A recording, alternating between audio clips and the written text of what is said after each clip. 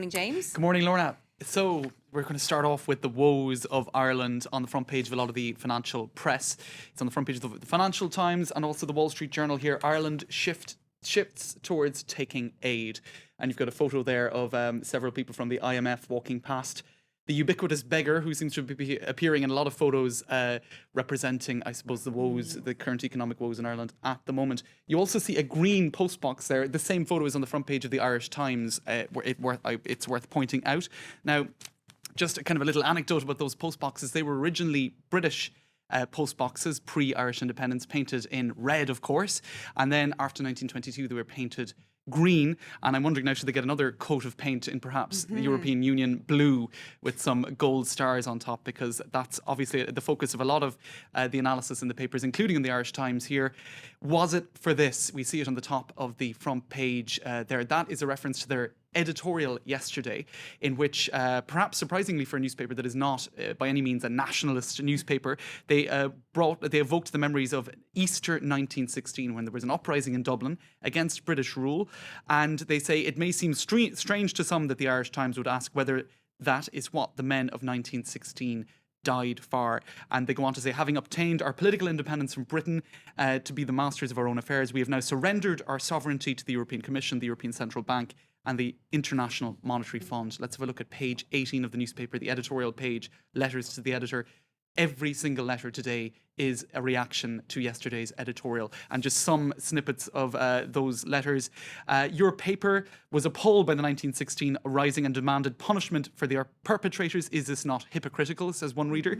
Another says, in 6 years' time we will have the centenary of the 1916 rising. How ironic it is then that the sovereignty of our nation will have been lost on Fianna Fáil's watch. That's the current ruling party, very much a Republican party. They have destroyed the Republic, says that reader. And one final letter, IMF, OMG, exclamation mark, IRE, RIP, question mark. So I think that could sum up a lot of the sentiment and the worries of those letter writers. Finally, a cartoon by Martin Turner.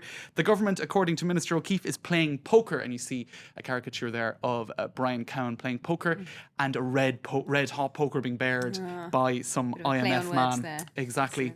Now we'll move on to other stories in the papers today. The Daily Telegraph. Silvio Berlusconi, he's apparently ordered a penis to be rebuilt for a marble statue of Venus and Mars in his office. Could he have chosen a worse time to ask for anything related to genitalia to be dealt with? Now, the Republican newspaper in Italy said experts studied statues of male nudes from the same period. It was built in 175, or sculpted, I suppose, in 175 AD, in order to determine the correct dimensions. And it was attached with a magnet so that it could be easily removed, because apparently it was a bit of a rush job. And they point out also that it's not the first time he's tampered with works of art. In August 2008, he ordered a painting that appears directly behind him in press conferences, which shows the bare breast of a woman to be covered up. He didn't really want that to be associated with his image. So some slightly contradictory You would think so. It's not very consistent, is it? Indeed. Now we'll move on to the Daily Mail. Thou shalt not Facebook, says pastor who fears it is ruining the marriages of his congregation. This is an American pastor who said 20 couples from his 1,100 strong flock have experienced marital difficulties because of Facebook. Apparently, in particular, getting in touch with old flames. And he has issued 50 married church officials in his congregation with a warning, with an ultimatum: delete your Facebook account or quit. And apparently he's also said he's going to give his entire congregation the same advice. That's pretty tough to do, I know from personal experience, trying to leave Facebook. I tried for a few months. It's not easy, I have to say. It's a bit addictive. Wow, now we'll so finish. Quite a tall order there from the past. Absolutely, kind of a little bit Save dictatorial. the marriage, Now we'll finish with the London Evening Standard from yesterday evening. The French have conceded London is a superior city to Paris. Now this was part of a tourism survey by the Paris Île-de-France, which is the Paris region tourism committee. Now the thing is, I suppose people, if they're answering in Paris, will always kind of maybe perhaps be tempted to see what life is like overseas.